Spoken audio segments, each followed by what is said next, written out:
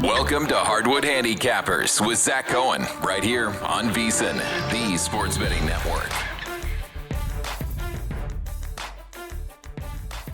This is Zachary Cohen, VSiN.com senior editor, with another episode of Hardwood Handicappers. Hardwood Handicappers is sponsored by Better Picks, the fantasy app that turns your basketball takes into cash. Download the Better app and use code VSiNPod to get $10 free. No deposit needed. That's VSiNPod, VSINPOD. We have a link for that in the description. We're going to start today by talking about a little bit of what we saw over the weekend. It was a very good weekend for us. I went 5-0 on Saturday, responded by losing a tiny bit on Sunday in a day that honestly could have been really good if not for some injuries.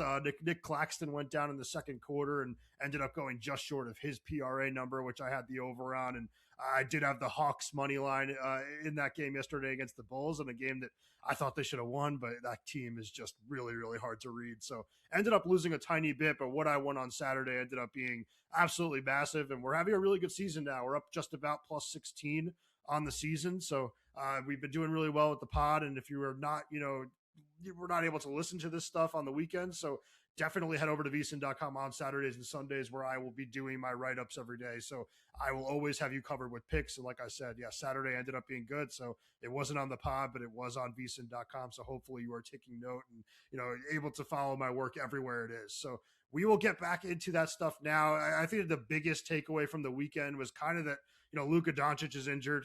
He did suffer what they're calling a left leg contusion right now against the Clippers and was not able to finish that game. And I think that now that's what we're waiting on. There, the news has still not come out about how long they expect him to be out, but it does seem like it's something of a soft tissue injury. And with a player like Luka, who has suffered this type of stuff in the past, you'd expect them to be very careful with him. So I would anticipate we're not going to see Doncic for a little bit. I don't think it'll be too long, but we are waiting for that shoe to drop. If it is, absolutely massive and he suffered some type of major injury, I will write about that at VSiN.com, but I'll also be talking about it on the podcast. So once that shoe drops, we will be talking about it a little bit. And also, similarly, the Clippers did lose Ivica Zubac to an ankle sprain, and he will now be out 2 to 4 weeks, which will come up later because I am going to do something a little bit different today, and I'm going to talk after I give out my bets.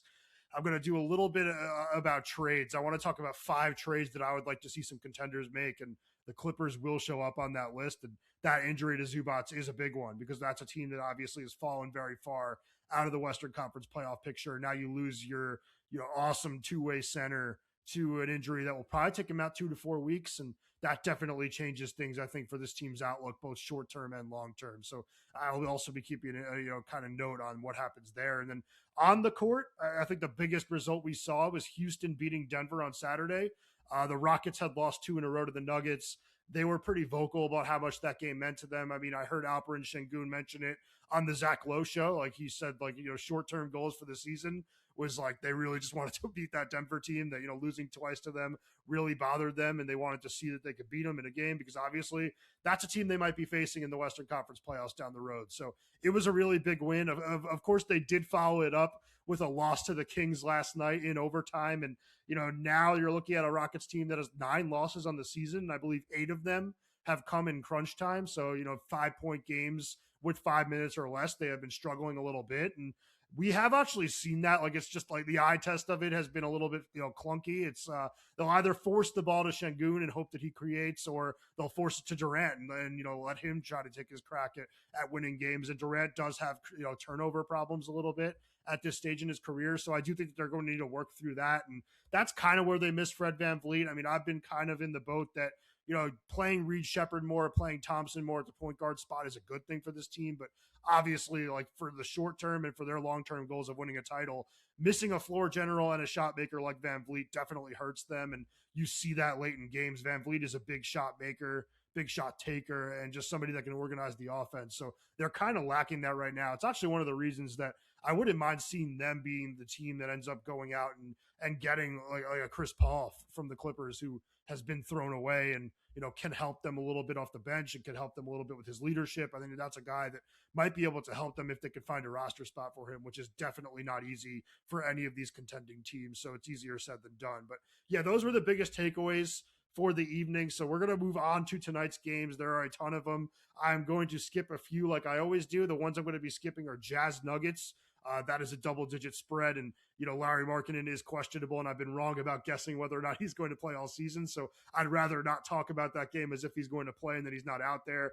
If he does play, like maybe I'll revisit that with some player props or something on the website. So head over to VSiN.com. I might add something on that game. And the other one I'm going to skip is Grizzlies Thunder, where OKC is a 15.5-point favorite.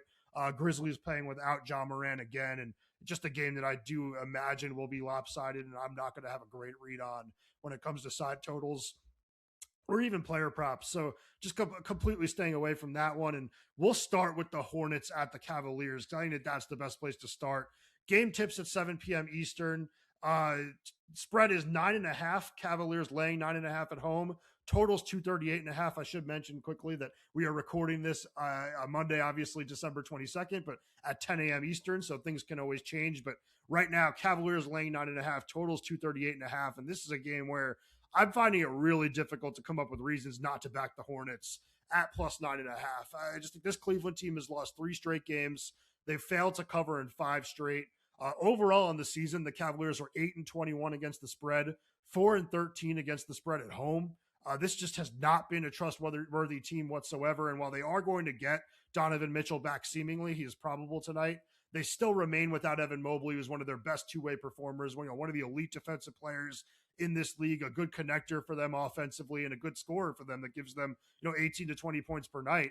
I just don't see why we should expect this team to win by double digits, especially when they've been in this spot recently. Like, I know that you can kind of look at this team and say they were elite last season, they're going to figure it out, but why weren't they able to figure it out against Golden State without Steph or Jimmy a couple of nights ago? They weren't able to figure it out against this Charlotte team, which beat them by 8 on December 14th in Cleveland, and then losing twice in a row to the Bulls. Like, those are 2 games that you expect Cleveland to win no matter who's out there. So I think that it's very easy to say this team's going to bounce back and start winning games comfortably, but we haven't seen it all season long. And like, no matter what the Sharps are doing in this game, this is a game where I believe that the Hornets plus 9.5 is the right side. This Hornets team is 6-3-1 against the spread over the last 10 games. It's that same sample size of 10 games. They actually have a better net rating than the Cavaliers.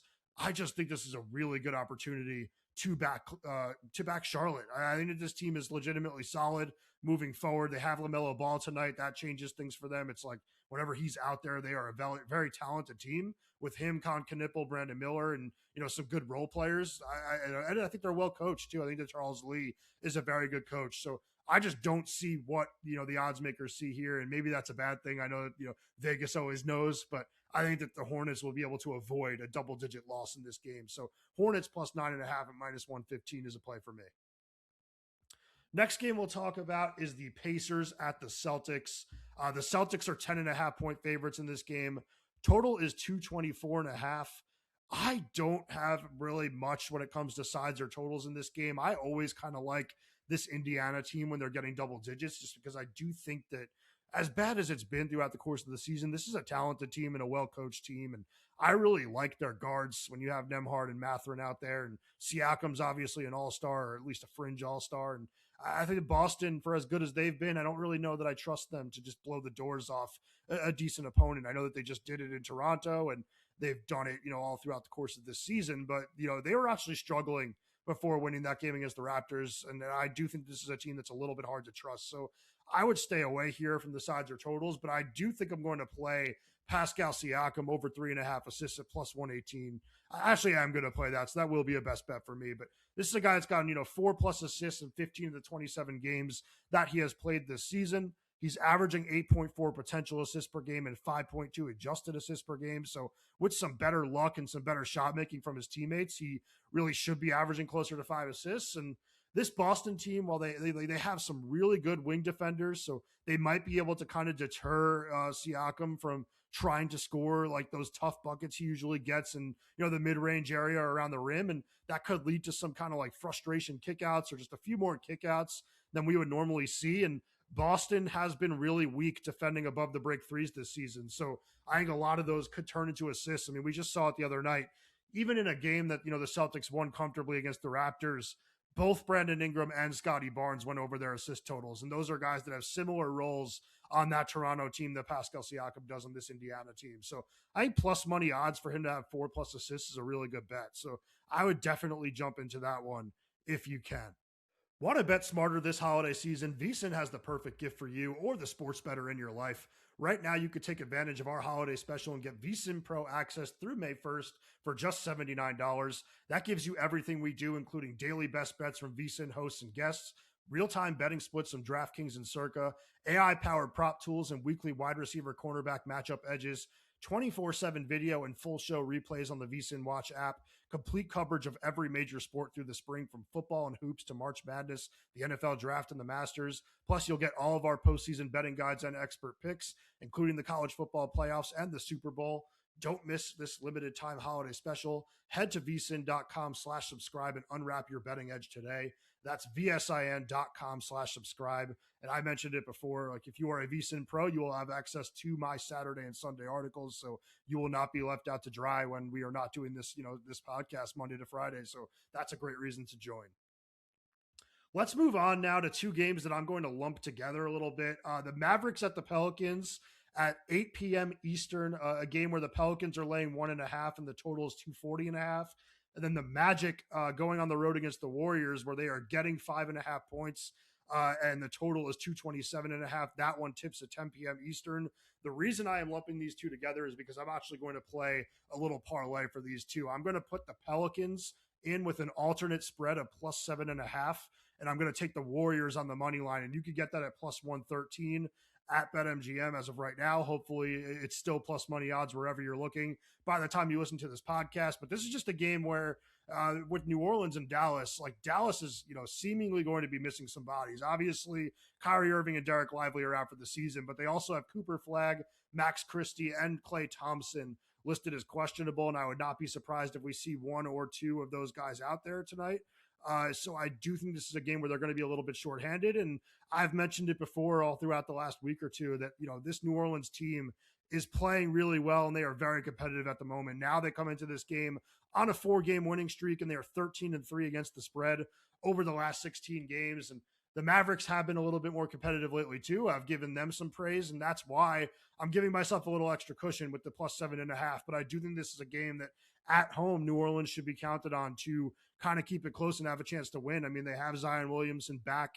They have, all of those talented wings. Jeremiah Fears and Derek Queen are playing well. And the team overall just looks way more connected and way more structured ever since James Borrego took over as the interim head coach. So I think this Pelicans team is, going to be a force the rest of the season. I don't know if they're going to be able to make a play-in push, but I think you could trust them to kind of hold their own and potentially win games like this when they are facing teams that are either the same as them or worse than them. So I think taking plus 7.5 is a good way to get, a better price on Golden State, which is what I ultimately wanted to do. And that is, the game that I really was kind of focused on here with the Warriors money line against the Magic being something I wanted to take because I do worry about this Orlando team without Franz Wagner scoring against a Golden State team that is still very good defensively, even if there have been struggles throughout the course of this season.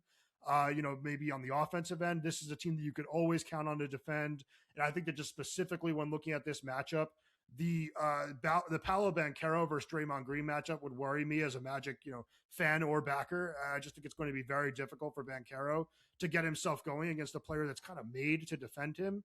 And you also have Jalen Suggs listed as doubtful for this game, so I'd be very surprised if he's out there. And Tristan Da Silva, another rotation player, is questionable. So this is a Magic team that does not have its full roster. They're in a difficult spot playing on the road against a Golden State team that just came off a really big win over Phoenix. I'd be surprised if the Magic win. I just didn't want to lay the points with the Warriors just because that offense is a little bit clunky. This is not a team that I trust to cover spreads right now, but I wanted to get them on the money line. The way that I did that is with the Pelicans on the alternate of plus 7.5. I think it's a clever way to attack this. I'd like these alternate spread parlays. They could, function as like pseudo teasers sometimes, and you can get good prices on them if you shop around and look for which book is giving you the best price on the alternates. So there was a plus 113 at MGM. Hopefully you can find that, but if you can't, there should still be plus money odds somewhere else. So yeah, that's Pelicans alternate plus 7.5 parlayed with the Warriors money line at plus 113. That's going to be something that I go a little bit more than just a unit on, probably 1.5 units. So that is one of my favorite plays for tonight.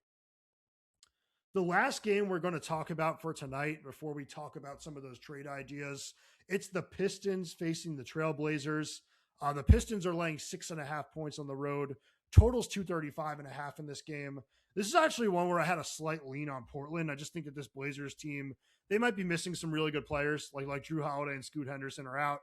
You never really know what you're going to get with this team on a nightly basis, but playing at home, they are a good team when playing at the Moda Center. It's a very tough place for opponents to win. And this Pistons team is a little bit shakier offensively than they are defensively. So playing against the Portland team that I like defensively, I do wonder if the Pistons will be able to create offense the way that they normally do. I mean, this is kind of the same handicap that I had the other night when I took the Mavericks to cover against the Pistons, and Dallas, they ended up, did they win that game outright? I forget if it was an outright win for that. I should remember. My memory is shot. But yeah, the Mavericks won that game 116, 114 in overtime. I wouldn't be surprised if this ends up being another close game that Portland has a chance to win. But the actual play that I did make in this game is Donovan Clingan over 1.5 blocks at minus 114. I just think this is one that's going to be a really good bet, whether it wins or not. Just the type of right bet you can make on a nightly basis.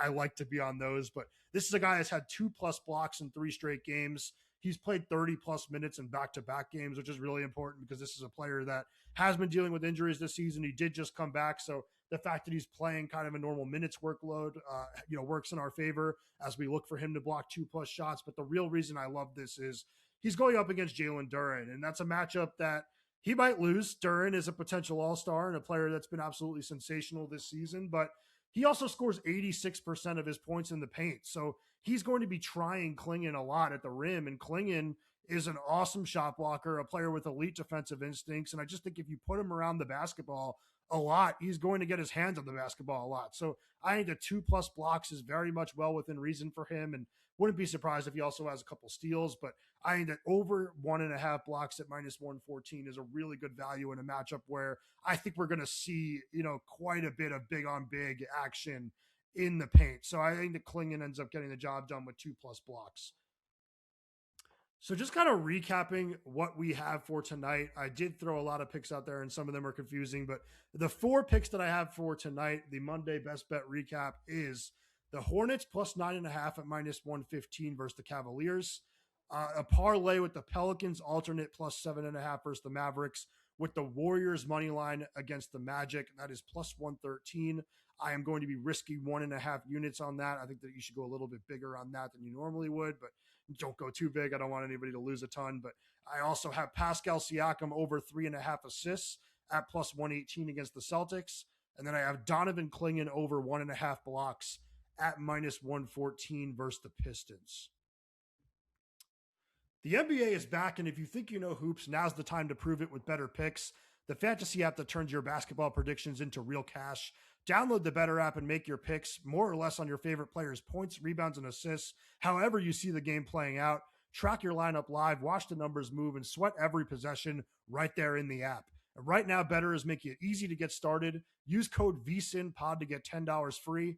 No deposit required. Just sign up, make your picks, and you're right in on the action. Better Picks is live in 33 states, including California, Texas, Florida, and Georgia. So download Better, that's BETR, and use code VSiNPOD to score your free $10.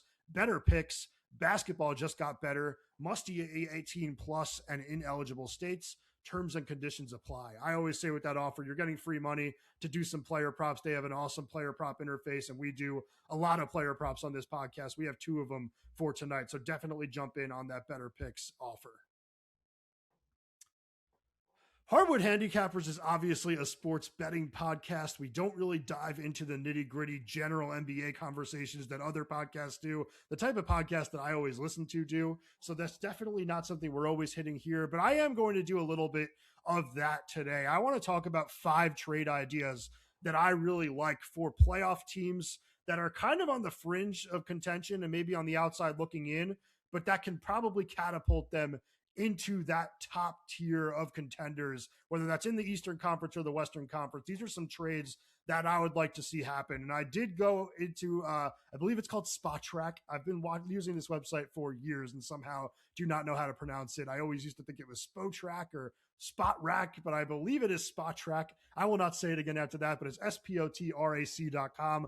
I believe that they have the best trade machine when you're looking at contracts and all that. So that is what I used. And most of these trades either checked out or will check out when players are eligible to be traded, because some players were re-signed over the summer and are not eligible to be moved until January 15th. So I wasn't able to check my work there, but I believe I'm either there or very, very close on making the salaries line up. So the first trade that I believe that two teams should make, and I feel really strongly about this one. This is a Giannis Antetokounmpo trade, so this may be the most exciting one that I talk about all throughout this video. But I think that the Bucks should trade Giannis to the Atlanta Hawks, and I think that they should take back Kristaps Porzingis, Zachary Risachet, Asa Newell, 4 first-round picks, including that highly discussed 2026 unprotected pick from the Pelicans, which is the worst of the better pick of the Pelicans and the Bucks. So it could be Milwaukee's pick back, whether if they finish with a worse record than New Orleans, it could be their pick. But that is a pick that very much has a chance to be a top 5 pick in a loaded 2026 NBA draft class. And I think this is the trade that the Bucks should be targeting, because I think that Milwaukee, everyone talks about this trade and they think they should be getting Jalen Johnson or Trae Young, but they're not going to get Jalen Johnson. There's just no way that the Hawks move a player that talented, that young, that proven at his age. I just don't see it happening. I mean, Giannis is a spectacular player, but he is getting up there in age himself. He deals with a lot of injuries, and he's a big money player. Bringing him in is just a massive change to everything that your team is doing. I don't see them making a move like that. And if you're Atlanta, I think you want to have Trae Young on the roster when you are acquiring Giannis. So I don't think you want to move Young in the deal. And I don't think the Bucks really want to acquire, Trae Young either. It's just a player that wouldn't really be on their new timeline. I think that the best thing that the Bucks can do in this type of trade specifically is you get Porzingis. That's an expiring contract, immediate cap relief next summer. You get Risachet, the number 1 pick 2 years ago, a player that looks like he's going to be a very good 3-and-D player for a very long time. And if you can kind of get more out of him, maybe you can, because you'd be giving him more developmental opportunities. You go for it. But at the same time, either way, like, this is a player that is 20 years old, has been very, very productive, and he's going to be a part of whatever you're doing in the next phase of your franchise for a long time to come. I mean, that's a very valuable asset. And Newell is a player that's just a very athletic, big, that can finish at the rim, can make some plays for others. He's, flashed some decent touch. Maybe eventually he becomes a stretch player, but I do think that's a player that will be productive for a very long time. And it's a first-round pick from last season. So, you're getting kind of like 2 first-round picks there, but the jewel of this trade is that pick in next year's draft. But I do think that this trade is more of like a get-out-of-jail-free option. I know that this team, sunk assets in, cutting and waiving Damian Lillard's salary, and then they signed Miles Turner too. So the cap situation is not going to be great in the near future, but you definitely help yourself a little bit by bringing in Porzingis, letting him walk in the offseason, immediately freeing up some space, and you bring in 2 impact young players to add to your rotation to develop for the long term, and then some really valuable first-round picks, 4 first-round picks to be exact, but 1 very valuable one next year. I don't know that anybody else can beat that offer. I think you're going to hear a lot about, Giannis wanting to go to New York. There's nothing the Knicks can do to top this offer. And I don't think that any other team besides, the Spurs, Rockets, or Thunder can beat it. And those teams are not going to be making a move for Giannis. So I think that the Hawks should put that offer on the table, make Milwaukee say no. If they say yes, you're talking about a team with Trae Young, Dyson Daniels, Jalen Johnson, Giannis Antetokounmpo, and Onyeka Okongwu. I think that easily becomes the number 1 team in the Eastern Conference. You have Nickeil Alexander-Walker off the bench, potentially closing out games, instead of Dyson Daniels, because gives you a little bit extra playmaking, a little bit more shooting. But that becomes the best 6-man, rotation in the entire league. And you still have a few other players there in Atlanta. But I believe that that's, a team that can, contend for an NBA title. I'm not as low on Trae Young as other people are. I watched the guy score 35 points on 15 shots against the Bulls very recently. So I think that this is a game that they should be trying to keep Trae Young in a trade. I think they should try to make this offer. It might seem underwhelming to the public at first. I think this is a good trade for the Bucks, though. I think that offers you flexibility moving forward. You get a lot of picks. You become, pick positive in the short term. So I really like this one. The next trade, this is one of the ones that I mentioned will not be able to happen until January 15th. The Warriors moved Jonathan Kuminga finally. One unprotected first-round pick and one top 10 protected first-round pick to the Pacers for Benedict Mathurin and Obi Toppin. There are rumblings in Indiana that the Pacers are not going to be willing to pay Mathurin what he wants with his extension, and they are starting to listen on trades, but it sounds like they want to be blown away. I wonder if it'd be difficult for them to pass up on an unprotected first from Golden State and, a future first, even if it's one that doesn't convey. I just think that getting picks is really valuable for this team right now. The Pacers are trying to kind of reload and see what this team is going to look like around Tyrese Halliburton moving forward. And I think that taking a swing on Kuminga, giving him a season to kind of see if he can figure things out. If it doesn't work out, you can move on. He has a team option next summer. This is a player that obviously, has fallen out of favor in Golden State.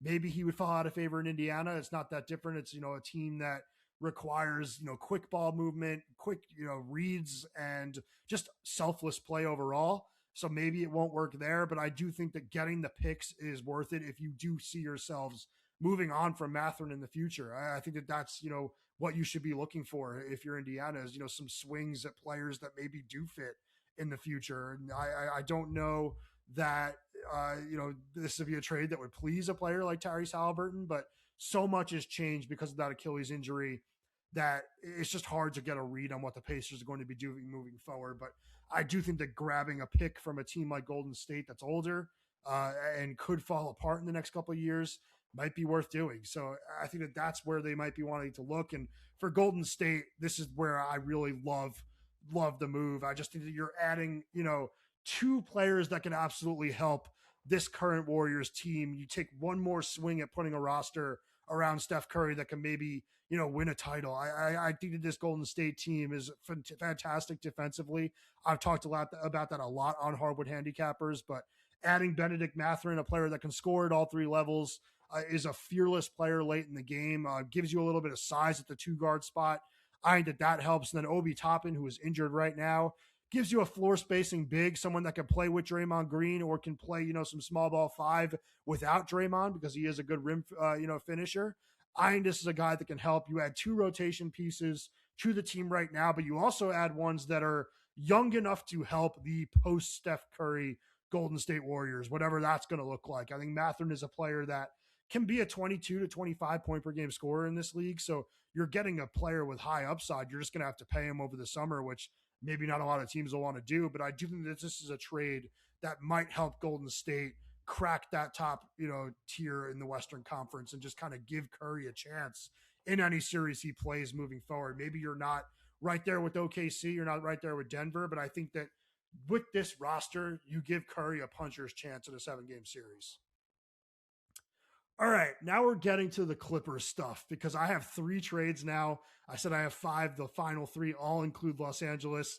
We are rating this Clippers team like, teenagers rating their parents' liquor cabinet in high school. I think that this is a Clippers team that absolutely needs to move on from this current core, especially with the news that Ivica Zubac is now out for 2 to 4 weeks. Like, it just doesn't seem possible that this Clippers team is going to find a way into the actual playoff picture.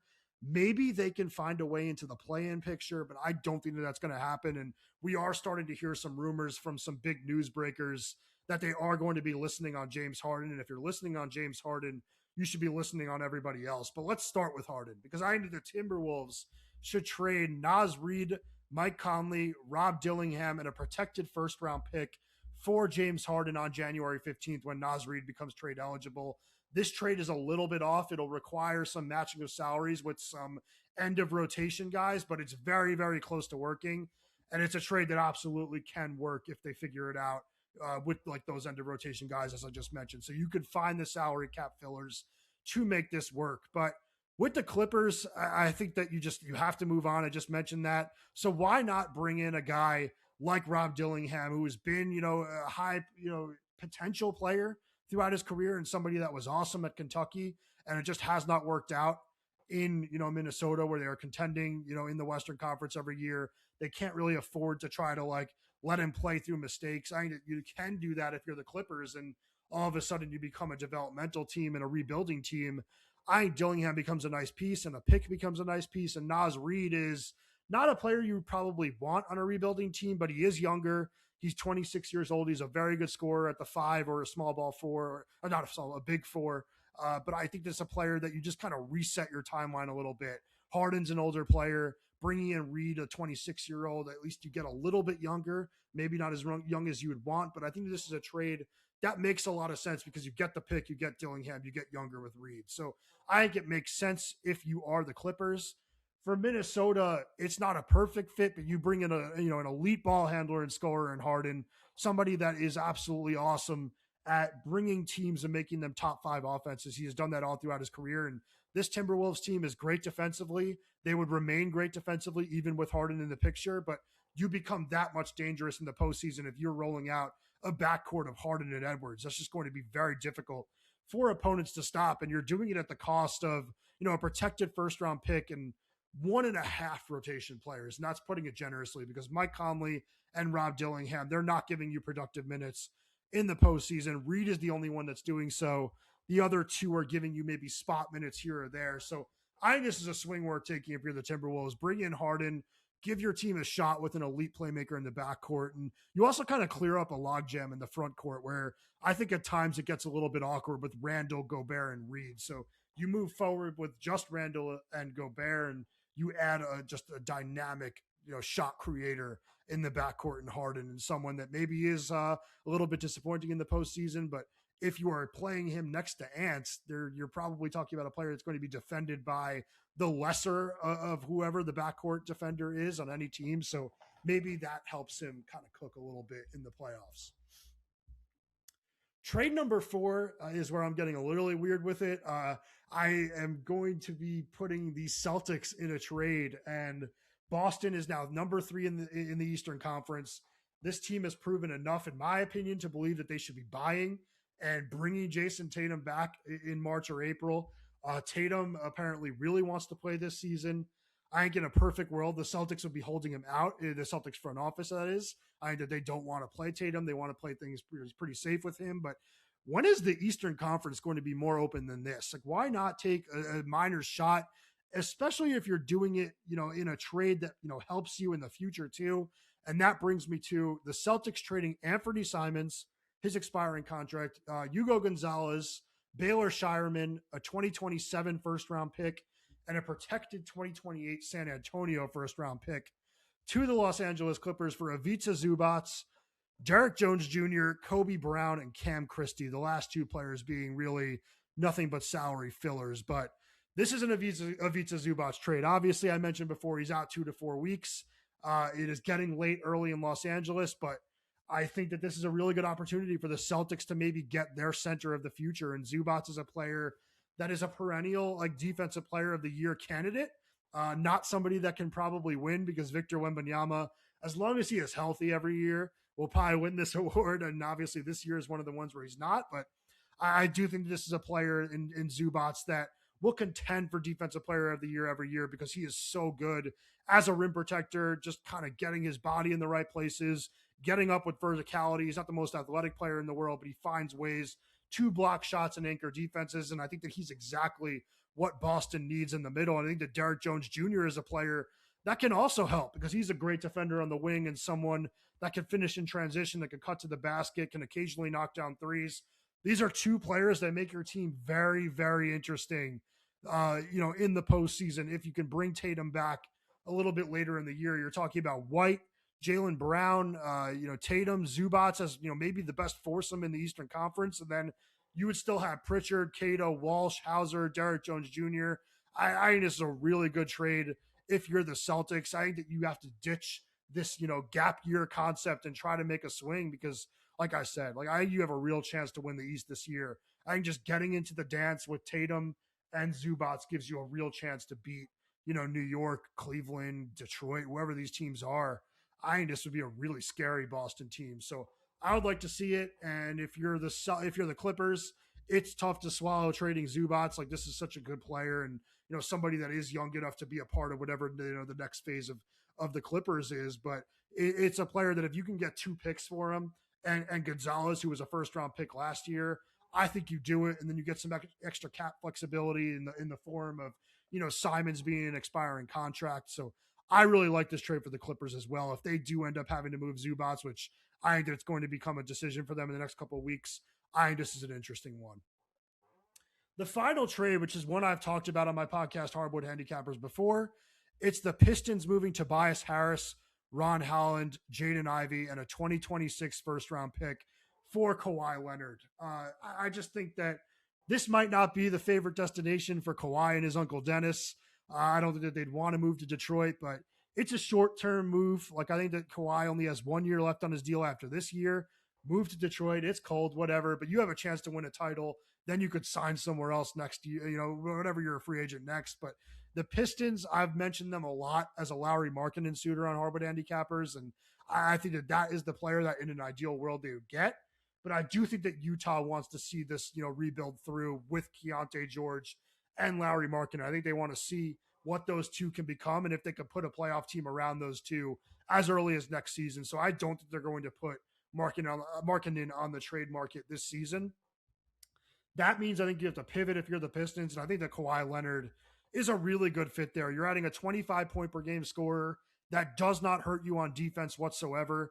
I think that Cade Cunningham, Kawhi Leonard, and Jalen Duren become, an awesome trio that can compete with anyone in the Eastern Conference. And you keep Asar Thompson, you keep Beef Stew, and a couple of these valuable bench guys. I just think this becomes an awesome Detroit team. And if you're the Clippers, it's another one where you're getting some developmental guys like that you're taking, chances on, redraft guys like Ron Holland and Jaden Ivey. I think that Holland could be an awesome player in the NBA, just what he shows on the defensive end and then what he can do as a finisher at the rim. I think if you figure out the jumper, you're talking about a really high-level starter for a very long time. And Ivey just needs to get healthy, but we've seen that he could be a dynamic scorer in this league. And a 2026 first-round pick is valuable. Tobias Harris is, a proven veteran that's, a good locker room presence, somebody that can give you 15 points per game and just, consistent nightly production. I think that's a good trade for the Clippers, and I think that it's a great trade for the Pistons. So those are 5 trades that I'd really like to see. I think it's 5 teams that